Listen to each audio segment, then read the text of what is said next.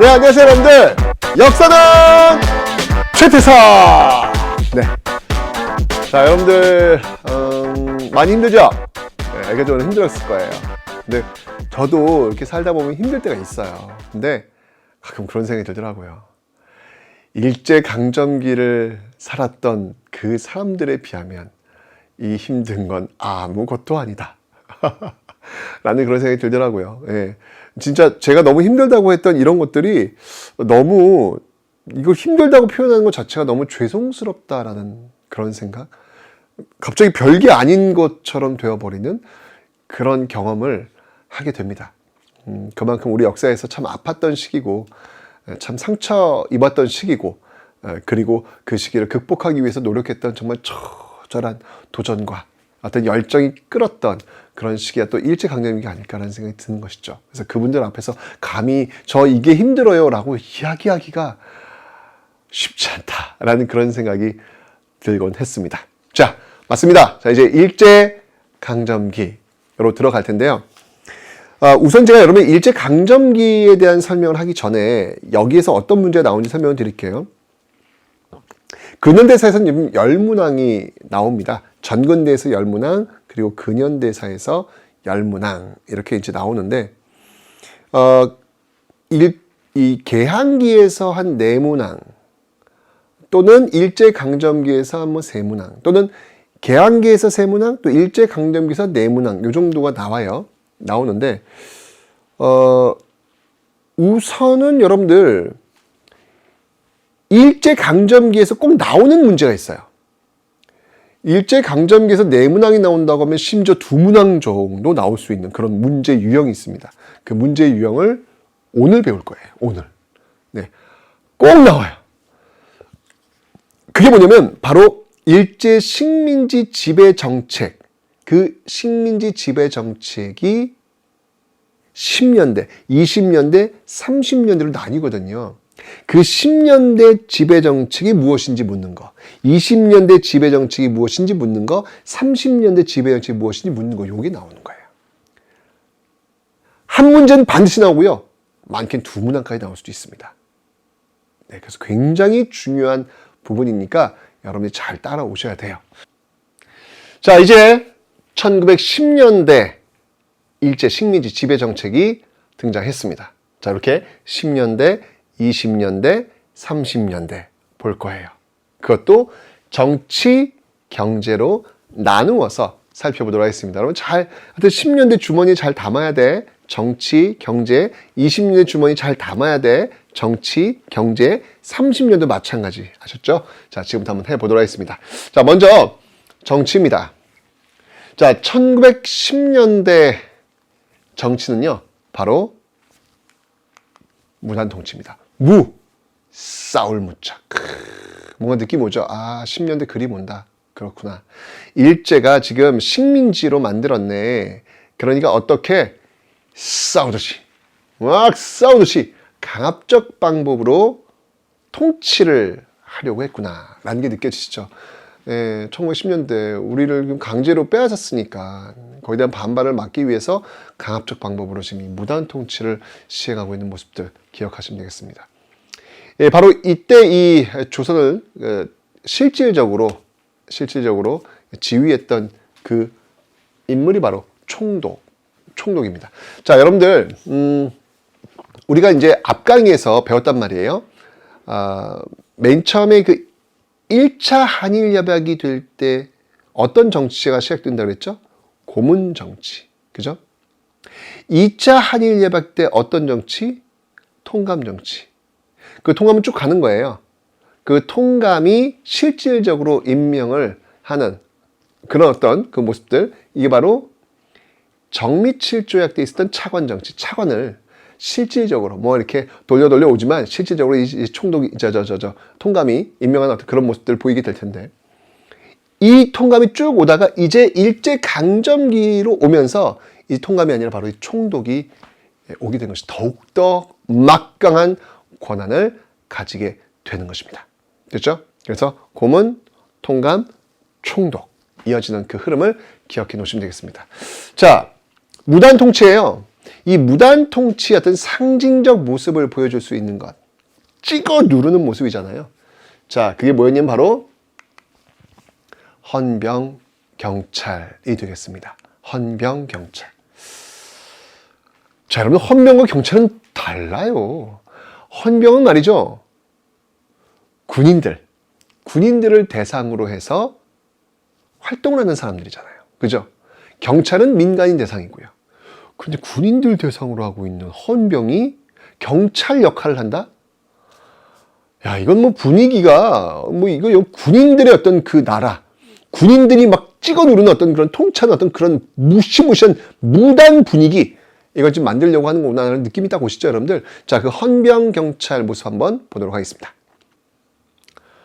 자, 이게 바로 이제 헌병 경찰의 지금 모습들, 지금 여러분들은 지금 보고 계십니다. 지금 이렇게, 이 경찰들이 이렇게 헌병들이 딱 있으니까 뭔가 느낌이 좀 이렇게 살벌한 그런 느낌이 들죠. 그러니까 이 분위기를 만들려고 하는 거예요. 1910년대 분위기는 바로 이런 분위기. 예. 그래서 굉장히 그 두렵고 무섭고 공포감에 시달릴 수 있는 어떤 그런 분위기를 만들려고 하는 의도. 이게 바로 헌병 경찰이다라는 걸 알 수 있습니다. 이 헌병 경찰은 말이죠. 직결 처분권을 갖고 있어요. 예, 이게 어떤 재판이라고 하는 정식 절차를 밟지 않고도 직결, 바로 그 자리에서 처분할 수 있는 그런 권리도 있더라라는 것이죠. 물론 이제 여러 벌의 종류에 따라 좀 달라지긴 하겠지만, 자, 그 과정에서 여러분들 이게 지금 또 심각합니다. 바로 이 헌병 경찰들이 때려요. 이걸 뭐라고 하냐면 바로 태형이라는 겁니다. 여러분들 이 태형은요, 굉장히 좀 비인도적인, 그러니까 좀 인권과 거리가 먼 어떤 그런 처벌, 벌 그런 제도 아니겠습니까, 여러분들? 중요한 건 뭐냐면 일본인들에게는 적용되지 않는다는 거예요. 와, 이건 진짜 말이 안 돼요, 여러분들. 이건요, 그죠?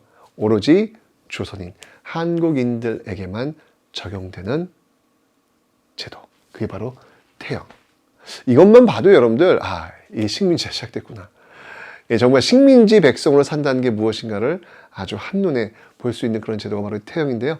그 태형 틀을 한번 보도록 하겠습니다. 네, 이게 바로 태형 틀입니다. 이제 여기 이제 누워가지고 이렇게 맞는 그런 모습들 나오고 있죠. 그러니까 이런 모습들 속에서 이렇게 이때 이제 이 헌병 경찰들이 그런 얘기를 했죠. 이 조선인들은 말이죠. 맞아야 말을 들어. 뭐 이런 얘기를 많이 했을 거 아니에요. 그런 것들을 이제 듣고 자란 그 시대 사람들이 광복되고 나서도 여러분들, 이 한국 사람들은 맞아야 말을 들어. 라는 말들을 하기도 했어요. 저도 참 많이 들었던 그런 말인데, 이런 것들이 바로 그 일제강점기라고 하는 그 시간이 남겨준 상처가 아닐까라는 그런 생각이 듭니다. 여러분, 맞아야 말 들어요? 아니잖아요. 그죠? 네. 그래서 이런 어떤 그 1910년대 그 아픔이 바로 이런 태형이라는 데서 나오고 있다. 헌병 경찰 태형. 너무 중요한 단어니까 여러분들 이 단어 나오면 무조건 1910년대 이렇게 연결하시면 되겠습니다. 또 이 시대의 어떤 그 무단, 그 살벌한 분위기를 보여주는 또 하나의 근거가 있습니다. 그게 뭐냐면 바로 교사인데요. 선생님인데 교실에 칼을 차고 들어와요. 칼을 차고. 여러분, 제가 여기 딱 이렇게 제복을 입고 칼을 차고 여러분 수업한다고 생각해 보세요. 어때요? 코믹해요? 그렇죠. 지금이야 이제 그렇게 하면 코믹하겠죠. 근데 일제강점기 이 시기에 그 교실에서 칼찬 교사의 모습을 보는 거는 그것 자체로 위압이에요. 뭐 떠들다가 혹시 뭐 교사가 칼을 이렇게 꺼내가지고 막 이렇게 휘두르지는 않겠죠. 근데 칼집에서 한 반 거에다가 이게 속으로 딱 집어넣을 때 찰컥 하는 소리. 그 어린아이들, 주로 초등학생들일 텐데 그 어린아이들이 그 소리를 들었을 때 얼마나 깜짝 놀라겠습니까? 이게 트라우마로 남는 거예요. 그래서 성장에서도 일본인들 앞에 서면 왠지 뭐 이렇게 무섭고 두려움, 이런 분위기를 가질 수밖에 없는 것이었죠. 바로 이런 모습들을 지금 만들어내고 있는 게 바로 1910년대 바로 이 무단 통치의 분위기였습니다. 자, 그리고 여러분들 이 중추원이라는 게 있어요. 중추원? 가만히 있어보자. 중추원 들어봤는데 여러분들 일단 기억나는 거 몇 번 들어봤어요? 적어도 2번은 여러분이 저한테 이야기하셔야 합니다. 중추원. 네, 맞습니다. 바로 고려시대의 중추원이라는 게 있었죠. 이 중추원의 고위 관리와 중서문화성의 고위 관리가 만나서 하는 회의는 여러분 잘 알고 있잖아요. 뭐죠? 잘 알고 있어야 돼. 네, 다 배운 거야. 뭐죠? 도병마사 식목도감. 그때 중추원 등장하고요. 또 있어요, 여러분들. 요거는 요 근래 배웠는데. 독립협회. 예, 독립협회가 왜 관민공동회를 통해서 헌의육조 반포하면서 왜 중추원 관제 이런 것들을 지금 만들잖아요. 의회 설립운동이라는 이야기를 했습니다. 그때 또 중추원이 등장하고 있습니다. 근데 지금 중추원이 또 등장을 합니다. 자, 이 중추원은요, 당시에 친일 인사들, 물론 이 총독이 어떤 자문 역할을 한다고 했지만, 무슨 자문이에요. 예, 친일 인사들 모아놓고 관리하는 그런 기구, 그런 기구가 바로 중추원이 되는 겁니다. 자, 이렇게 무단 통치를 통해 가지고요, 강압적 분위기를 지금 만들고 있는 1910년대 모습 확인하셨습니다. 자, 이번엔 여러분들 경제 파트로 한번 넘어가 보도록 하겠습니다. 자, 경제 파트에서는요, 자, 생각해 보세요. 지금 일단 식민지로 만들었어. 그러면 이 식민지로 만들었으니까 여기에서 토지들 가져가고 싶겠죠? 그리고 세금 더 많이 걷고 싶겠죠? 왜? 세금을 걷어야 식민지 통치를 할 수 있을 테니까. 그래서 시행한 게 바로 이것입니다. 토지조사사업이라는 게 바로 1910년대. 식민지 됐으니까 땅 먼저 가져가고 싶지 않겠습니까? 그래서 시행했던 것이죠. 자, 특히 여러분들 이미 이 토지에 대한 그 욕심, 일제는 정말 많았다라고 설명드렸잖아요. 그죠? 그래서 1차 한일 협약 때 러일 전쟁 수행을 위해서 군사 용지를 마음껏 쓸 수 있도록 해달라 요구도 했었고, 그 다음에 그 시점에 황무지 개간할 수 있도록 해달라라고 주장했잖아요. 물론 이 애국개봉 운동단체였던 보안회의 반대로 실패는 돌아갔지만 말이죠. 구한 말에 말이죠, 여러분들. 동양척식 주식회사라는 것을 세웁니다. 이 동양척식 주식회사는 말 그대로 땅 장사를 위한 그런 회사였다라고 보시면 되겠습니다. 우리나라에서 나오는 그런 토지들을 아주 싼 값에 사들여서 바로 일본인들, 이민 오는 일본인들에게 싸게 판매해서 정착시키기 위한 그런 회사가 바로 동양척식 주식회사였던 것이죠. 구한 말에 1908년도에 만들어졌는데 이제 식민지가 된 1910년대가 되니까 이 토지조사 사업과 함께 동양척식 주식회사의 이 부는 엄청나게 올라갈 수밖에 없는 그런 모습들이 지금 나오고 있는 겁니다. 이게 바로 토지조사 사업. 자, 그러면 토지조사 사업을 왜 했냔 말이에요. 그 목적이 뭐냔 말이에요. 제일 중요한 목적. 물론 토지를 확보하려는 것도 있지만 제일 중요한 목적은 바로 재정의 확보입니다. 뭐 전통적으로 여러분들 토지 조사는 뭐 흥선대원군 때도 왜 삼정의 문란 속에서 전정 요거 해결하기 위해서 양전사업 하잖아요. 그죠? 양전사업은 토지 조사예요. 토지 조사 사업 하는 이유는 뭐냐면 바로 세금을 더 걷기 위해서입니다. 재정 확보예요. 왜냐면 토지 조사를 하다 보면은 이 지역이 세금을 안 냈네? 이거 세금 내야 돼. 조사할 수 있고 또 세금 안 낸 지역을 또 찾아낼 수 있잖아요. 이런 걸 통해 가지고 바로 토지 재정을 세금을 확보할 수 있다. 그래서 재정 확보가 제일 중요한 목적이 되는 겁니다. 그 재정을 가지고 식민지를 운영을 해야 되니까. 이 방법이 어땠냐면 이게 좀 어려워요. 일단 기본적으로 이게 내 땅이라는 것을 내가 스스로 증거를 갖고 신고를 해야 돼요. 이게 쉽지 않아요. 쉽지 않아요. 예전까지만 해도 그냥 내 땅은 조선 사람들은 그냥 내 땅은 저 나무부터 저 나무까지 저기가 내 땅인데 뭐 이런 식으로 지금 생각을 하고 있었다는 이야기죠. 관행적으로 말이죠. 그런데 명확하게 뭐 문서나 이런 걸 가지고 증거를 내밀어야 됩니다. 그걸 스스로 또 신고를 해야 되는 거예요. 신고 기한까지 신고하지 않으면 땅 뺏겨요. 이런 모습들이 보이고 있는 것이죠.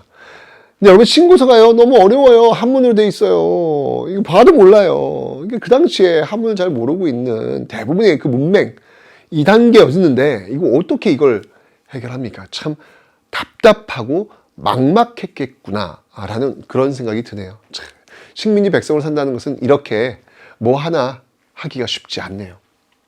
자, 그리고요 이 영향은요 이거 좀 잘 기억해 두세요. 계약제 농민으로 다 바뀌었다는 결론이 나옵니다. 이게 무슨 말이냐면 그 이전까지만 이 토지 조사 사업이 시행되는 그 이전까지만 해도 말이죠. 소작농, 그러니까 다른 사람, 지주의 땅을 빌려서 농사 짓는 소작농, 이 소작농에게는 권리가 있었어요. 어떤 권리냐면 이 땅, 그 지주의 땅을 경작하는 나는 우리 할아버지가 이 땅을 경작한 소작농이었으니까 우리 아버지도 이 땅을 경작하는 소작농 권리가 있고 나도 이 땅을 경작할 수 있는 소작농의 권리가 있는 거예요. 그리고 내 아들도 내 자식도 이 땅을 경작할 수 있는 소작농의 권리가 있는 거예요. 이 권리는 그 땅의 주인이라 할 수 있는 지주도 함부로 뺏어갈 수가 없는 거죠. 이걸 바로 경작권이라고 하는 거예요. 자, 그런데 이 토지 조사 사업이 시행되면서 바로 이 경작권을 부정합니다. 부정합니다. 부정하고 계약제로 다 전환시키고 있다. 그럼 여러분들 이거 굉장히 스트레스고요. 굉장히 부담이에요. 왜냐면 지주가 언제 나를 바꿀지 모르는 거잖아요. 그러면 매일매일이 불안한 거예요. 매일매일 이게 신경이 곤두세워진 상태 속에서 조심스러울 수밖에 없는 거잖아요. 그죠? 이런 어떤 토지 조사 사업을 통해서 농민들의 어떤 그 삶의 어떤 그 모습들은 더욱더 열악해질 수밖에 없었다라고 하는 거. 여기 지금 이런 토지 조사 사업에서 가장 큰 맹점이라고 볼 수 있겠죠. 네, 가슴이 좀 아픕니다. 1910년대 일제강점기 시작되면서 토지 조사 사업은 이렇게 시작이 되었습니다. 자, 또 있습니다. 자, 이게 뭐냐면 바로요. 량량량량량 법령이잖아요.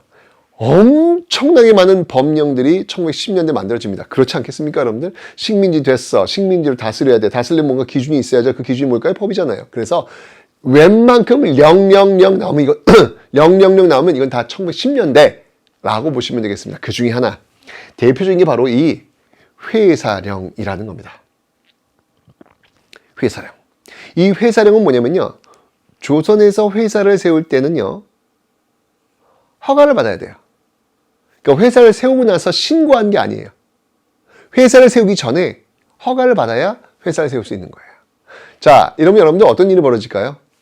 네, 민족자본들. 민족자본가들이 회사를 세울 때 허가 내줄까요? 안 내줄까요? 안 내주겠죠. 이러면서 민족자본의 성장을 억제시키는 모습들. 물론 여러분들 이 회사령을 실시한 이유, 허가제로 간 이유, 또 다른 이유가 뭐냐면 일본 자본이 있잖아요. 일본 자본. 일본 자본이 조선에 쉽게 들어오지 못하도록 하려는 것도 있어요. 이게 무슨 말이냐면 1910년대만 해도 지금 일본 자본, 일본의 그 자본주의가 성장하고 있는 단계였거든요. 그런데 성장하고 있는 일본 자본이 조선으로 유출되어 버리면 일본 자본주의의 성장이 멈출 수도 있다라는 판단이 들었던 거예요. 그래서 그 자본을 더욱더 성장시키기 위해서 일본 자본이 조선으로 쉽게 오지 못하도록 막아놓으려는 그런 목적도 있었습니다. 그래서 이 회사령을 설치해서 허가제로 시행했다. 그 결과 민족자본의 성장이 지연되었다. 이걸 여러분들 기억해 두세요. 이게 바로 1910년대의 모습이에요.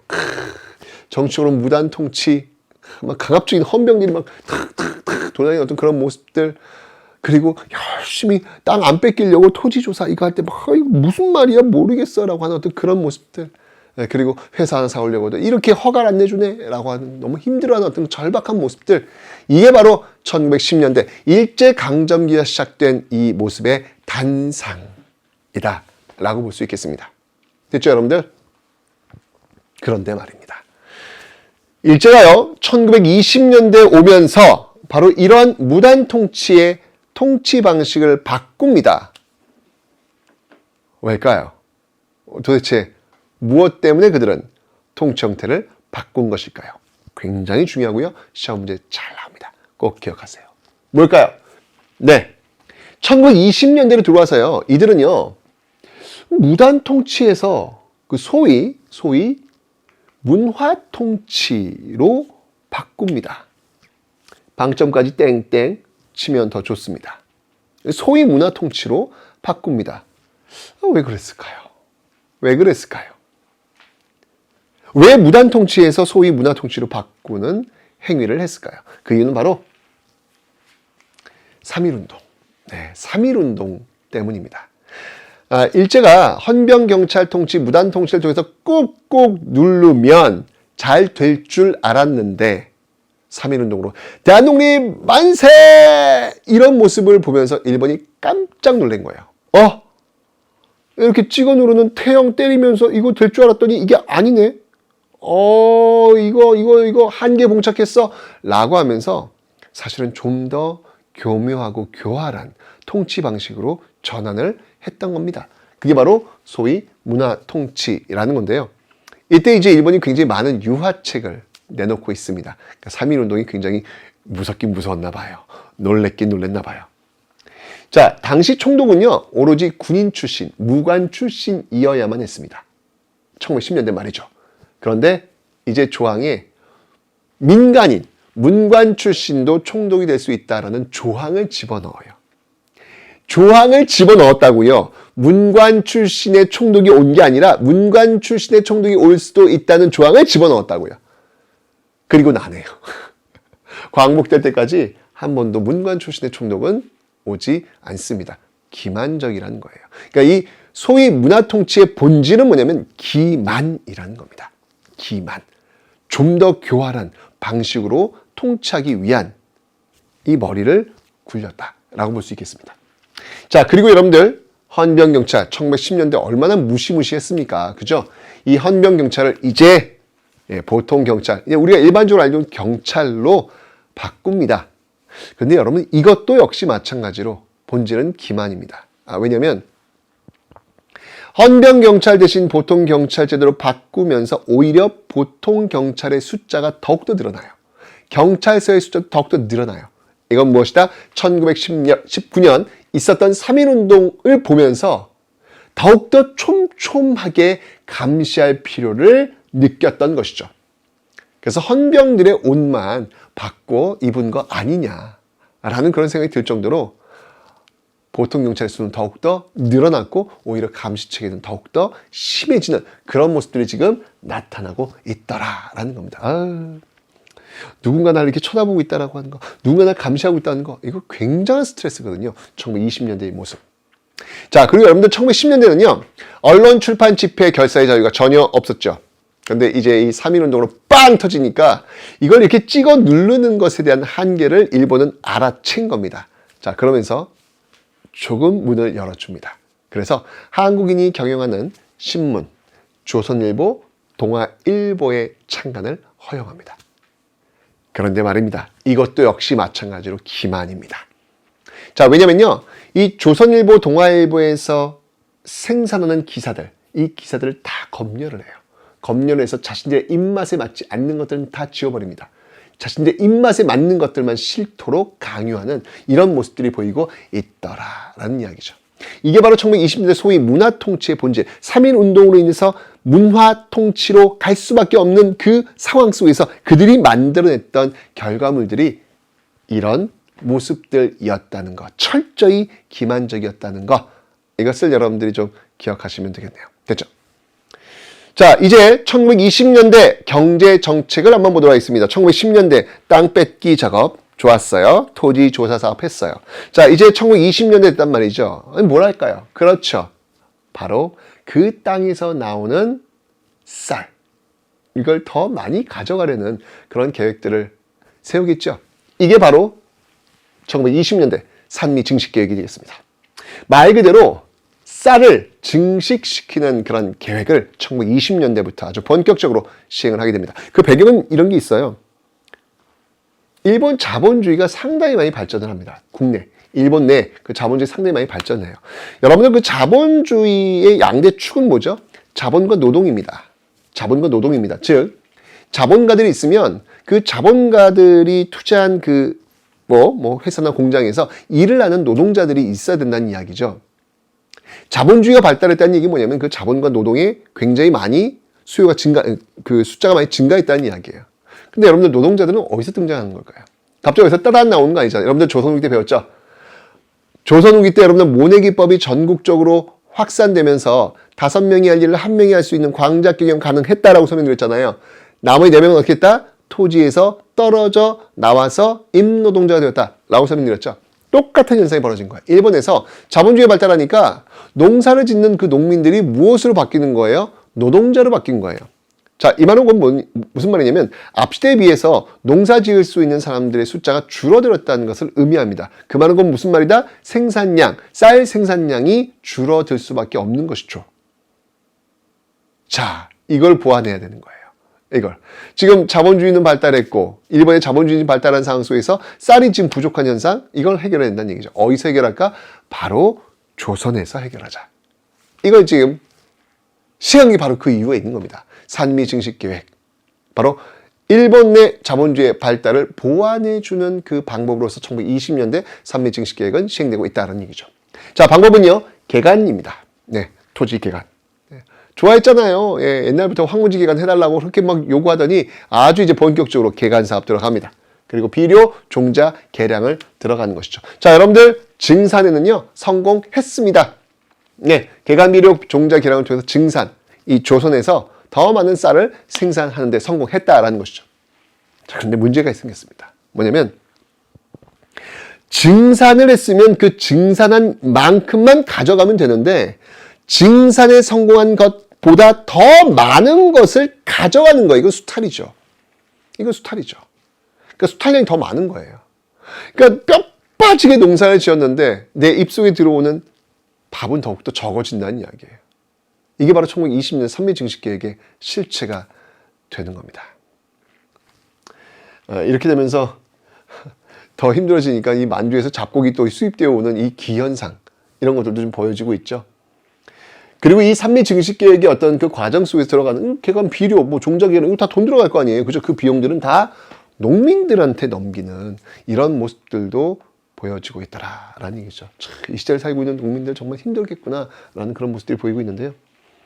이게 바로 산미 증식 계획, 1920년대의 어떤 모습들 기억하시면 되겠습니다. 자, 그리고 여러분들 1910년대 여러분들 회사령 시행했다라고 설명드렸잖아요. 허가제, 그죠? 그런데 이제 이 1920년대 와서는요, 회사령을 폐지합니다. 이제 회사 세우고요, 신고만 하면 돼요.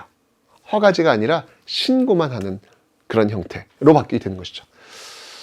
자, 이건 또 왜 그랬을까? 좀 이해를 좀 해야 될 것 같아요. 1910년대 여러분 제가 아까 설명드렸잖아요. 일본 내 자본주의는 발달되었고 그 일본의 자본을 축적시키기 위해서 일본 자본이 국외로 나가는 것을 막으려고 했다. 그래서 조선의 허가제인 회사령을 설치해서 일본 자본이 쉽게 들어오지 못하도록 했다라고 설명드렸잖아요. 그죠? 그런데 이제 일본 자본주의가 성숙한 거예요. 예. 자본이 성숙하면 그 자본이 투자를 해야 되거든요. 투자처가 필요했던 거예요. 자, 이제 조선에 투자를 해도 될 시기가 됐다라고 판단이 된 것이죠. 자, 그러면 이제 일본 회사가 들어와서 마음껏 회사를 세워야 될 거 아니에요. 그 시기가 무르익은 거 아닙니까? 그래서 회사령을 폐지한 겁니다. 이제는 신고만 하면 회사를 세울 수 있는 그런 모습으로 전환되고 있다. 아, 심지어 여러분들 관세까지 폐지합니다. 이제 일본 자본이 막 신나게 이 조선으로 진출할 수 있는 그 길을 터주는 그런 모습들이 바로 1920년대 나타나고 있다라고 하는 것이죠. 자, 여러분 1920년대 모습 그려지십니까? 3.1 운동을 통해서 깜짝 놀랐던 일본이 정말 더욱더 교묘하고 교활한 소위 문화 통치의 방식으로 우리를 더욱더 옥죄고 있는 그런 모습들. 그리고 경제적으로 봤을 때는 바로 이 쌀을 더 많이 가져가고, 그러니까 즉 일본의 어떤 자본주의 발달에 종속시키기 위한 어떤 그런 모습으로서 철저하게 경제 정책들이 지금 이어지고 있다. 그것이 바로 산미 증식 계획과 회사령 폐지, 관세 폐지로 이어지고 있음을 여러분들이 그림을 그려놓으시면 되겠습니다. 됐죠? 그런데 여러분들 1920년대 정책이 또 30년대에 들어가서 바뀝니다. 어떻게 바뀔까요? 30년대. 바로 민족 말살 통치로 바뀝니다. 이거 센데? 왜 일본은 민족 말살 통치로 전환을 시켰을까요? 앞에서 제가 무단 통치를 소위 문화 통치로 바꾸게 된 계기는 뭐라 그랬죠? 1919년 3.1운동. 자, 그렇다면 1920년대 소위 문화 통치를 민족 말살 통치로 바꾸게 된 계기는 무엇일까요? 그걸 좀 설명을 드리도록 하겠습니다. 바로 공황입니다. 1929년부터 출발했던 이 세계 대공황. 공황이라 하면 수요와 공급 법칙이 어긋나는 거예요. 살 사람은 없는데 만드는 물건은 계속 나오는 것이죠. 이런 겁니다, 여러분들. 물건을 만드는 공장이 있습니다. 이 물건을 팔아야 이 공장이 돌아갈 거 아닙니까? 자, 그런데 살 사람이 없는 거예요. 다들 가난해. 사기 너무 힘들어. 그러면 이 공장에 있는 노동자들을 잘라야 돼요. 네, 정리해고를 시킨다는 얘기죠. 그럼 정리해고를 시키면 이 사람들은 더욱더 가난해지는 거예요. 이 사람들은 물건을 더 못 사는 거죠. 물건을 더 못 사는 사람이 많아지니까 이 물건 더 안 팔리는 거예요. 공급은 계속 나오는데 수요가 받쳐주지 않는 것이죠. 이러면서 수요와 공급 법칙이 깨지고 공황으로 들어가게 되는 겁니다. 자, 이 세계적인 대공황을 해결하기 위해서 각국들이 골몰이를 앓게 되죠. 자, 근데 이 문제를 해결하는 방법들, 각국의 모습들 한번 보여드릴게요. 미국 같은 경우에는요, 뉴딜 정책이라는 걸 씁니다. 그러니까 뭐냐면, 수요 정책, 그러니까 물건을 살 수 있는 어떤 그런 모습들이 지금 나와야 될 거 아니에요. 그래서 그 정리해고된 그 노동자들, 그 주머니 속에 돈을 넣어주는 거예요. 어떤 방식으로? 이 대규모 댐 건설, 대규모 도로 건설, 인부를 뽑아야 될 거 아니에요. 그럼 일할 거 아니에요. 그럼 돈 주잖아요. 그거 갖고 물건을 사도록 만드는 것이죠. 그래서 수요와 공급 법칙을 맞추려는 모습들. 이게 바로 미국의 전형적인 모습이었습니다. 반면에 유럽 쪽은요, 영국을 필두로 하고 있는 이 유럽 쪽은요, 식민지가 많았어요. 그러니까 어떤 나라 식민지에서 필요한 물품들, 여기서 초과된 그 공급된 물건들을 그 식민지 쪽에 떨구는 거죠. 예, 이걸 블록 경제라 그래요. 자기와 그 식민지를 블록으로 묶어가지고 수요와 공급 법칙을 맞춰 나가는 것. 이런 방식으로 해결합니다. 자, 그런데 일본은요. 대규모 이 어떤 자본이 투자되어가지고 물건을 댐이나 돌을 만들 수 있는 그런 역량도 안 되고 식민지가 많은 것도 아니고 그러니까 뉴딜을 쓸 수도 없고 블록을 쓸 수도 없고 이런 상황이 된 거예요. 그럼 이걸 어떻게 해결할까? 일본은 그래서 강제로 떨구는 방법을 선택합니다. 그것이 바로 전쟁입니다. 여러분들 1930년대 일본은요 엄청난 전쟁을 계속 도발합니다. 1931년 만주사변, 1937년 중일전쟁, 1942년 태평양 전쟁, 끊임없이 전쟁을 확대시키는 모습들을 보이고 있습니다. 자, 그런 과정 속에서 일본은요, 지금 여러분 보세요. 37년 중일전쟁 지금 중국과 싸우는 거예요. 42년 태평양 전쟁 미국과 싸우는 거예요. 엄청난 나라가 싸우는 거예요. 일본은 여러분들 다 부족해요. 사람도 부족하고요. 물자도 부족하고요. 그럼 이걸 어떻게 메꿀까? 바로 그들의 식민지, 조선. 조선 사람으로, 조선 것으로 메꾸려는 정책을 바로 이 30년대부터 펼치게 되는 겁니다. 여러분들 전쟁터에 나가가지고요. 그들의 천황을 위해서 목숨을 바쳐줄 수 있는 조선인들이 있을까 없을까? 없겠죠. 왜 내가? 저들을 위해서 내가 왜 죽어야 돼? 그러니까요. 머릿속에 조선인이라고 하는 인식을 지워야 된다는 이야기예요. 이게 바로 민족말살입니다. 충실한 천황의 신민, 황국 신민으로 만들어야만 이 조선인들이 자신들의 천황을 위해서 목숨 바쳐 죽을 거 아닙니까? 그래서 30년대 시행했던 것이 바로 민족말살 통치다. 너무 가슴이 아파요. 그죠? 네. 바로 그들의 어떤 그 목표를 위한 이 총알바지로 내몰려야 되는 현실이 바로 이 30년대. 제가 아까 앞에서 설명드렸잖아요.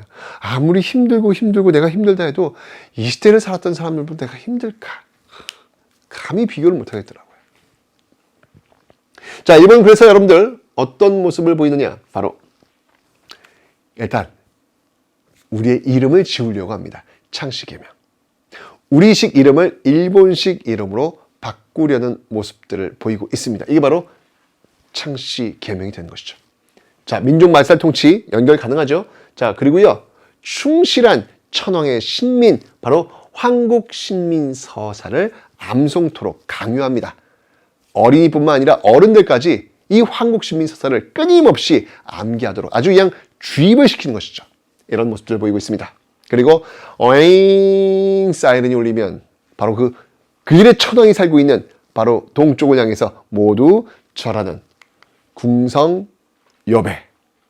이런 행위도 하는 것이죠. 그러니까 정말 의식적으로 일본화되는, 일본인처럼 되는 그런 작업들을 지금 시행하고 있더라라는 얘기죠. 그러면서 여러분들, 우리 글씨 못 쓰게 하잖아요. 그럼 당연히 우리의 어떤 역사, 우리의 글 당연히 못 쓰고 못 읽게 해야죠. 그러면서 사건이 하나 터집니다. 그게 바로 조선어 학회 사건이라는 것이죠. 42년도에 있었던 사건인데요. 이게 뭐냐면 바로 그 당시에 이 조선어를 쓰는 학생이 있었습니다. 뭐 이렇게 좋은 사람이니까 너무 갑자기 튀어나올 수 있잖아요.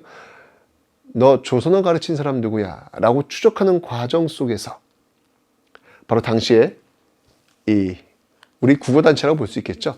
조선어 학회를 타깃으로 삼는 거예요. 그래서 바로 이 조선어 학회를 해산시키는 이 모습으로 가는 겁니다. 이거는 조선 사람들한테 이 조선어를 알리는 그런 조직들을 용서하지 않겠다는 그런 의지의 표현이 되는 거예요. 사실 이 당시 조선어학회가 우리말 큰 사전을 편찬하려고 했거든요. 네. 그런데 결국 이 조선어 학회 사건 때문에 우리말 큰 사전은 편찬되지 못합니다. 광복되고 나서야 편찬이 되었죠. 자, 이런 모습으로 진짜 뭐 이름이며 국어며 역사며 뭐 이런 모든 것들을 다 통제하면서 조선인의 의식을 지우려는 민족 말살 통치 형태가 지금 전개되고 있습니다. 자, 이번 경제적으로 한번 어떤 모습들이 있는지 볼게요. 자, 1920년대 삼미증식계획. 지금 이게요, 증산량보다 수탈량이 더 많아. 그리고 뭐 비료, 뭐 이런 거 다 비용을 전가하고 있어. 농민들의 삶은 더욱더 비참해지는 거예요. 이 비참한 삶, 일본도 이렇게 보니까 이건 아닌 것 같은데. 전쟁을 또 수행하려면 이들이 또 열심히 일해가지고 여기서 생산량을 뽑아야 되는데 너무 지금 무너진 거예요. 그래서 안 되겠다. 농촌진흥운동. 농촌 좀 이렇게 좀 잘 살 수 있는 어떤 그런 모습들을 만들어 보자라는 농촌진흥운동을 보이곤 있지만 이 성과가 있겠습니까, 여러분들? 없겠죠. 전쟁 통해 어떻게든 지금 뽑아가려고 지금 혈안이 되어 있는 상황 속에서 이게 되겠느냐고요. 30년대 농촌진흥운동은 실패로 돌아갑니다. 자, 그리고 여러분들, 이 전쟁, 지금 공황이 터졌을 때 이 일본 자본가들 있잖아요. 이 일본 자본가들을 보호해주기 위해서 우리나라가 보조해주는 역할. 그래서 여러분들, 남쪽에는요, 면, 북쪽에는 양을 키우는, 재배하는, 키우는 그런 정책들을 시행하고 있습니다. 이건 뭐냐면 아주 값싸게 면화라든지 양모라든지 이런 것들을 일본 자본가에게 공급해 주기 위해서, 그래서 그 일본 자본가들이 경쟁에 살아남을 수 있도록 하기 위해서 바로 이렇게 기지 역할을 해주는 거예요. 남면 북양 정책. 남쪽에는 면, 옷감 있잖아요. 그 옷. 네. 그리고 북쪽에는 양모 있잖아요. 모직물. 면직물과 모직물을 얻기 위한 그런 정책들을 지금 보이고 있다는 이야기예요. 철저하게 우리는 기지입니다. 기지. 그리고 여러분들, 전쟁이잖아요. 군수물자가 많이 필요하겠죠. 그죠? 특히 만주사변, 중국. 일본 본토는 한번 바다를 건너와야 되니까 바로 식민지 조선이 좋습니다. 물건 만들기 좋습니다. 그래서 집중적으로 공장들을 세우게 되는 것이죠. 바로 병참, 기지화 정책. 네, 전쟁을 수행하기 위한 군수 공장들을 쫙 세우고 있는 모습들을 보이고 있는 거예요. 정말 이게 빨대 딱 꽂고 이렇게 뽑는 그런 모습들이 아닌가라는 생각이 드는데, 이러다가 정말 마지막 발악이라고 저는 생각합니다. 그게 뭐였냐면 바로 1938년 국가 총동원법을 만듭니다. 저는요, 이 국가 총동원법이라는 이 단어만 보면 좀 소름이 돋아요. 왜냐면 여러분들 생각해 보세요. 동원을 합니다. 근데 그 주체가 누구예요? 국가예요. 국가가 동원하는 거예요. 총동원한 주체가 국가예요. 그럼 여러분들 그 국가 안에 있는 한 인간들의 인권이라고 하는 것들이 지켜질 수 있을까? 쉽지 않아요. 국가가 주체가 되어서 총동원을 시키는데 한 사람의 그 소중한 인권이 지켜질 수 있겠냐고요? 없죠. 여러분들, 그 결과 뭐 징용, 징병, 위안부 뭐 이런 것들이 지금 나오고 있는데, 그 위안부 얘기만 해도 여러분들, 또는 징용 이런 얘기만 해도 여러분들, 일본 늘 이야기하죠. 증거가 없다라고 이야기하잖아요. 증거 없다. 왜 강제로 너희들 데려간 거 없다. 이런 얘기를 하잖아요. 근데 여러분들 맞습니다. 예, 그들 말대로 없을 수도 있어요. 왜냐면 다 폐기 처분했으니까. 하지만 정말 그 최상위법이라고 할 수 있는 이 국가총동원법, 이게 있다는 거예요. 저는 이 국가총동원법이 있기 때문에 그 하부의 법들은 얼마든지 만들 수 있다는 이야기죠. 얼마나 무서운 법입니까, 여러분들? 이게 있는데 그 하부의 법이 폐기 처분 뭐 이런 방법을 통해서 없다라고 해서 우리는 그런 거 없다. 이렇게 이야기할 수가 없다는 거. 이건 있잖아요. 지금 국가총동원법. 총동원시키는 법은 있잖아요. 아, 정말 이 시대를 살았던 그 많은 사람들의 그 아픔, 총동원의 대상이 되었던 이 시대를 살았던 사람들의 그 아픔은 어땠을까라는 그런 생각이 드네요. 남자는 징용이나 징병으로, 또 여성들은 또 이렇게 위안부로 끌려가는 이런 모습들 잊지 말아야 되겠습니다. 자, 이 40년대 특히 오면요, 뭐 전쟁이 막바지에 가는 거예요. 이제는 뭐 어떻게 다 까는 거, 다 가져가는 거예요. 그래서 공출, 그리고 그걸 가지고 배급하는 모습들도 보이고 있습니다. 싹싹싹 쓸어간 다음에 이것을 배급하는 모습들, 정말 전쟁의 막바지에 있는 모습들로 여러분들은 지금 인식하시면 되겠습니다. 이게 바로 1930년대, 40년대의 우리의 모습. 식민지 백성으로 살 수밖에 없는 우리의 모습이 이렇게 참 비참했다라는 것을 여러분이 기억하시면 되겠네요. 자, 여기 지금 사진이 지금 나오고 있습니다. 이게 뭐야. 말도 안 돼. 아니, 지금, 아유, 그릇들이 지금 다 모여져 있잖아요. 지금 뭐 세수대인가요? 여기 지금요. 아, 이게 웬일입니까? 이런 것들을 지금 생필품들을 지금 모아가지고 이걸로 뭐 총알 만들고 녹이는데 이거 쓰는 거 아닙니까? 어떻게 이런 시대가 있었을까? 정말 상식이 통하지 않는 비상식의 시대, 그 시대를 살았던 사람들이 바로 식민지 조선 사람들의 모습이었다는 것. 아, 진짜 너무 아파요, 아파. 그죠? 자, 이렇게 해서 여러분들 1910년대부터 30년, 40년대까지 이어진 일제 식민지 지배 정책을 한번 우리 살펴봤습니다. 그런데 여러분들, 여기서 끝이 아니에요. 이게 다가 아니라고요. 일제강점기의 모습이 이게 다가 아니라고요. 이렇게 암울하고 정말 슬프고 상처받은 이 이야기가 전부가 아니라고요. 바로 이 일제강점기를 끝내야 되겠다라고 해서 저항했던, 자신의 인생과 자신의 청춘을 다 바쳤던 수많은 샛별처럼 빛나는 많은 사람들이 있습니다. 이제 바로 이들의 이야기를 보셔야 되는 거예요. 일제강점기는 이렇게 일제 식민지 지배 정책이 하나의 축이고요. 그 일제 식민지 지배 정책에 맞서 저항했던 그 저항의 역사가 또 다른 축입니다. 여러분들의 방점은 바로 여기에요. 어떻게 우리가 저항했는지, 왜 저항했는지, 그 사람들의 꿈은 무엇이었는지 여기에 여러분이 방점을 두시고 한번 이제부터 저항의 역사를 10년대, 20년대, 30년대로 나누어서 살펴볼 예정입니다. 이제 여러분들이 아마 가슴 뛰게 만드는 그 사람들을 만나시게 될 겁니다. 감동의 역사가 여러분 앞에 펼쳐지게 될 겁니다. 기대하셔도 좋습니다. 자, 이제 여러분들 오늘 배웠던 내용 일제 식민지 지배 정책인데요. 자, 별 채우기 잊지 않으셨겠죠? 여러분 복습을 통해서 별 채우기 완성해 보도록 하겠습니다.